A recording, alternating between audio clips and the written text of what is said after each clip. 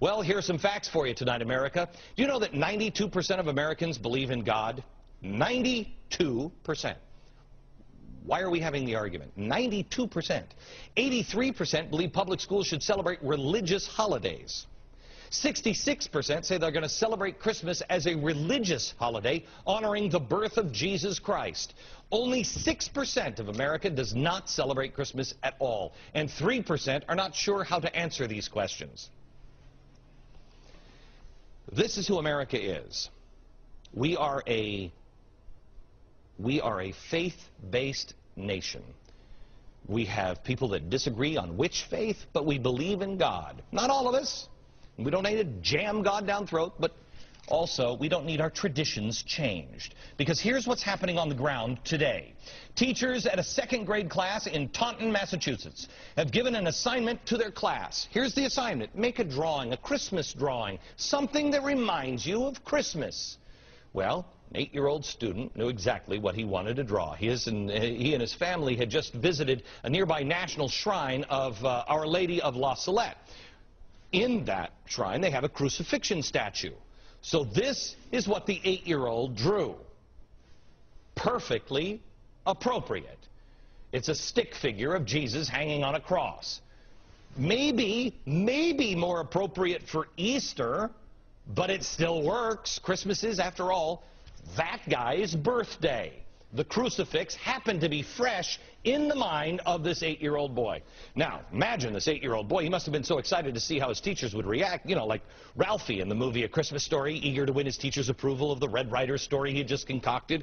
And just like when Ralphie's teacher responded with, "You'll shoot your eyes out," this boy was completely devastated. Instead of saying, "Oh my gosh, what's that?" "Oh, it's a crucifix of Jesus. We went as a family." He said, no. Instead of the teacher doing that, instead of giving the kid even praise, the teacher immediately sent this 8-year-old home and then ordered that he undergo a psychiatric evaluation. For that. A psychiatric evaluation. You might say, come on, where's the common sense here? Where's the system? The principal of the school says school safety protocols were in place and they were followed. They had the safety net in place. People looked at that and said, oh yeah, he may be dangerous. They thought the picture of Jesus fit in the risk category. Next, let's go to New Jersey. Third grader getting ready for a quiet time in school. During this time, the kids can read a book, sleep, rest, whatever you want. Little girl, her name is Mariah. She decides she's going to read her Bible. Technically, still a book. The teacher walks over to Mariah and tells her that the Bible is not appropriate reading material and she has to put her Bible away. Mariah, a little upset and confused. It's a book. I can read a book. There must be something wrong with this book. Do you see what's happening? 92% believe in God. 64% celebrate Christmas as the birth of Jesus. But God is inappropriate. His words are inappropriate. Where your parents may have taken you is so risky you may need a psychological exam. I have another story for you. This one's from California. A man from a local church showed up at a DMV office. His pastor said, you know, I've been driving by and here are all these people standing there in the morning and they're just standing there. Why don't we go and preach a message to them? Now, I know this is scary to a lot of people in California, but he was carrying a Bible when he showed up. And he said, I just want to read from the Bible. His goal was to tell people about the gospel of Jesus Christ. You might find that annoying. You might find that whatever. But really, is this 15 minutes later? Is it worth this? They arrest him, cuff him. He was informed that he was guilty of preaching to a captive audience. The law he apparently broke, impeding an open business, which kills me because they don't seem to have a problem when the unions do that. They show up at banks and shut them down for hours. That's the standard operating procedure now. But this guy cracks open a Bible and he's in cuffs 15 minutes later. I tell you what, next union rally, you make sure you show up with a Bible. They'll have everybody shut down instantly. The officer said this wasn't a violation of free speech. It's just that if he would have gotten a permit, he would have been allowed to protest. Reading the Bible isn't a protest. Quote, we would have granted them a permit to go out and preach. There's a mechanism to be allowed to protest. We don't inhibit people's right to free speech. We just regulate it. Oh my gosh, Cass Sunstein, is that you again? Again, not the police officer's fault. He's doing his job. But look at the choices we are giving ourselves. If you want to speak, you better have a permit. We've allowed ourselves to believe the lie that the limiting of choice, the redistricting of our freedoms, is for our own good.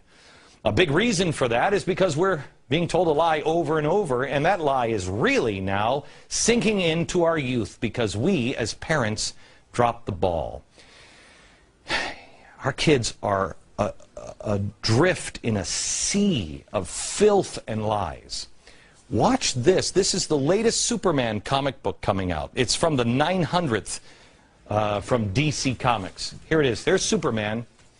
Do you have the pullout? Superman here is, well, the Man of Steel. What's he doing now? He's not fighting for truth, justice, and the American way. No.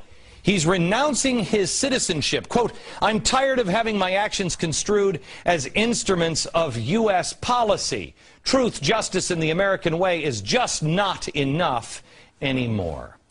You know what he's doing? He told the president that in this issue, and he's going to the UN to tell them, I'm one of you.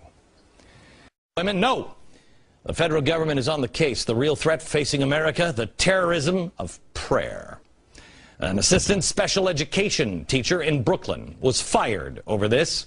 She claims she would pray in her class before or after students left the room, special ed.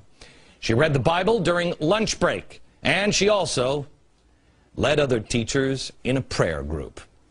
The woman said she was teased by the principal and that, quote, he was aware that she and other Christians were praying to have demons removed from his spirit, but it wasn't working. That's what he would tell her.